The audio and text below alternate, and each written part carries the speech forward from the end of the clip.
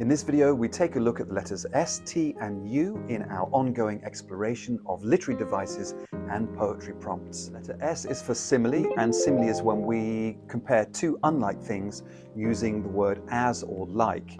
So for example, it was Oscar's night last night in Hollywood, and I could say her smile was like a sequined dress, or her smile sparkled like a sequined dress, or her smile was as sparkling as a sequined dress. I could say her smile was a sparkly sequined dress.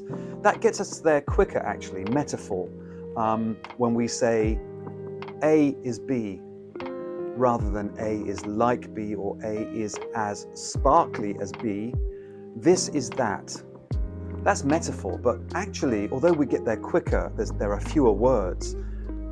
Actually, it's a gap that's harder to bridge. And that's the good thing about simile. Simile tells the reader that, hey, listen, I know these things, we understand these things are not the same. However, I want to show you this likeness or similarity. There is a very good random simile generator exercise I would like you to try.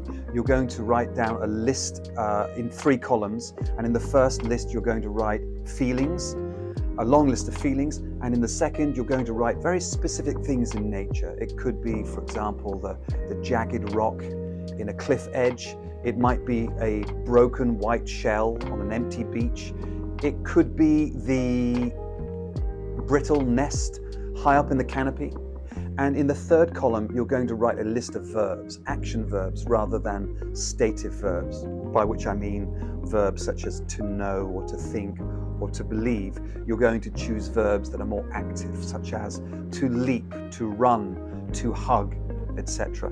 And then you're going to randomly select words from each of those columns to create a new simile.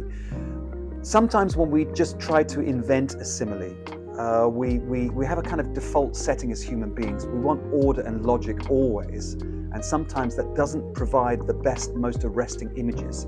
So the random simile generator exercise is a really good one. For example, I can choose for my first column a human emotion such as fear or love.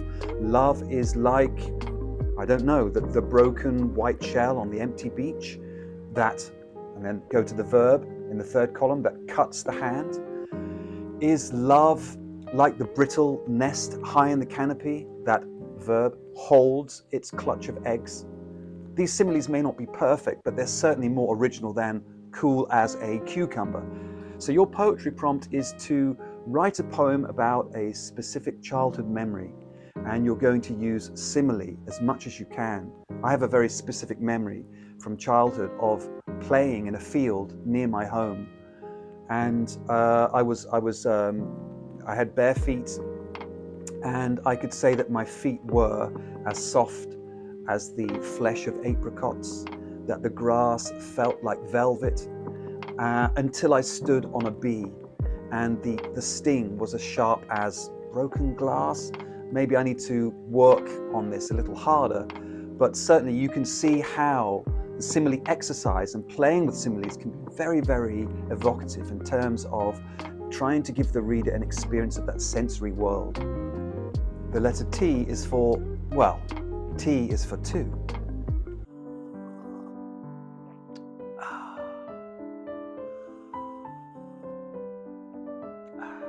T is for two related things, tercets and something called Terza Rima. A tercet is simply a 3-line stanza. Why, as a poet, would you choose to write a poem that is written in 3-line stanzas? Is there a relationship between the content and the form that speaks to the use of 3 lines per stanza? Giving 3 lines per stanza to the reader is asking for the reader to slow down in some ways. With the use of a stanza break and a pause between stanzas, there is longer for the reader to digest what the speaker is trying to say in their poem. So that may be one reason to write in tercets. Just in the same way we discussed the use of quatrains or couplets, there may be a relationship between the content and form. I think, for example, maybe not explicitly, but in some ways a poem that speaks to feeling like the third wheel somehow within the world of the poem. Terza Rima is a poetic form invented by Dante in the 14th century. It consists of tercets and an interlocking rhyme scheme. And let me explain a little more about that rhyme scheme and how Terza Rima works.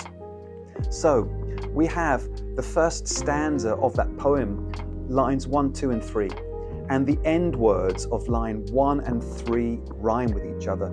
The end word of line 2 does not rhyme with the end words of 1 and 3. However, that end word in line 2 becomes the dominant rhyme in lines 1 and 3 of the second stanza. So what we get is the first stanza has this rhyme scheme A, B, A. The second stanza B, C, B. The third stanza C, D, C, and so on. Your poetry prompt is to write a poem about being lost. You may have experienced this in childhood, in the supermarket, turning for a moment to realize your parent is no longer standing there right beside you. You may have experienced it in nature, walking through a forest, suddenly realizing that you've lost your bearings, or it could be while you're driving through a new neighborhood that you're not familiar with. And it doesn't always have to be a negative thing. It doesn't have to be about panic and fear. It could be about the sense of discovering something about yourself through the act of being lost, actually finding something.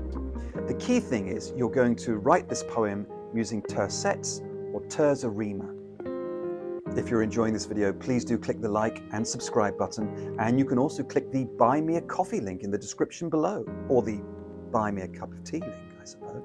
The letter U is for unreliable narrator, and in poetry terms, this means a dramatic monologue, writing in the voice of a character very distinct from your own.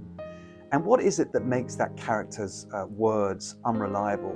Maybe it's something they say or the way they say it that shows us, the reader, how their prejudice perhaps or bias deviates from what is factually true. It could be that the voice of that narrator is the voice of a child, and that their understanding of the world around them deviates from what is factually true. I remember as a child drinking a glass of orange cordial, which of course is orange syrup and water, drinking some, and then discovering by magic that if I added a little bit more water, I could create more orange cordial. It tasted the same, it looked the same, and yet this is, of course, was at an age before I understood the concept and the laws of physics governing the idea of dilution. So your poetry prompt is to write a poem in a distinct voice where the narrator is somehow unreliable. Thanks for watching. I really hope you enjoyed the video, and I'll see you next time with more poetry content.